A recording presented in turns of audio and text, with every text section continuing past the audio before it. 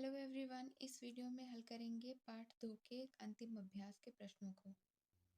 पहला प्रश्न है, प्रारंभिक नगरीय सभ्यता के बारे में विस्तृत विवेचना प्रस्तुत करें। प्रारंभिक नगरीय जीवन की शुरुआत मेसोपोटामिया में हुई, इसका प्रमाण पुरातत्व शास्त्रियों को मिल चुका है। मेसोपोटामिया का अर्थ होता है नदियों के बीच की भूमि। यह दो प्रसिद्ध नदियों दजला एवं फरात के बीच बसा है। मेसोपोटामिया इराक भौगोलिक विविधताओं का देश है। इसके पूर्वोत्तर भाग में हरे भरे ऊंचे नीचे मैदान हैं जो कि वनोच्छादित पर्वत श्रृंखला के रूप में फैलते गया है। साथ ही यहाँ पर्याप्त वर्षा होती है जिससे कृषि कार्य आसानी से हो जाता है। यहाँ 7000 से 6000 ईस्वी पूर्व के बीच खेती शुरू हो गई थी।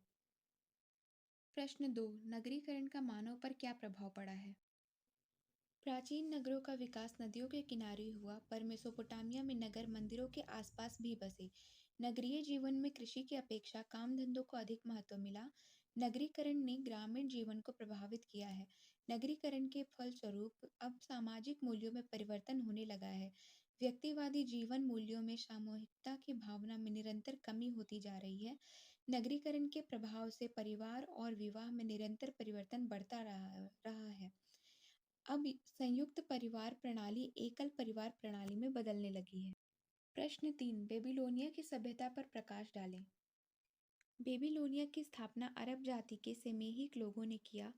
2350 ईस्वी में सारगन प्रथम के नेतृत्व में सुमेर सभ्यता के नगर राज्यों को परास्त कर अक्कद या बेबीलोनिया राज्य की स्थापना की। इसी नगर के नाम पर यह सभ्यता बेबीलोनिया की सभ्यता के नाम से प्रसिद्ध हुई। आगे चलकर बेबीलोन का शासक हम्मुराबी बना जो कि सेमाइट जाति का था। इसका समय 2123 से 2080 ईस्वी पूर्व था। इसके समय बेबीलोन का संस्कृति का सर्वोच्च काल था। हम्मुराबी ने एक शक्तिशाली साम्राज्य की स्थापना की। बेबीलोनिया में स्त्रियों की स्थिति अच्छी थी। विवाह को कानूनन अनुबंध समझा जाता था। स्त्री अपने नाम से जायदाद खरीद सकती थी एवं व्यापार कर सकती थी। बेबीलोनिया की अर्थव्यवस्था में कृषि, पशुपालन एवं व्यापार का महत्वपूर्ण स्थान था। बेबीलोनिया में मकान पक्की ईंटों का बनाया जाता था। बेबीलोनिया के लोग गणित, ज्योतिष तथा मानचित्र कला जानते थे। चौथा प्रश्न, लेखन कला के महत्व पर प्रकाश डालें। लेखन का महत्व। लेखन कला के विकास के परिणाम स्वरूप दस्तावेजों को सुरक्षित रखना संभव हुआ। इससे लेन देन का हिसाब रखना सरल और सुविधापूर्ण हो गया। इसके परिणाम स्वरूप राज्य संस्थाएं जटिल विनिमय कर सकती थीं।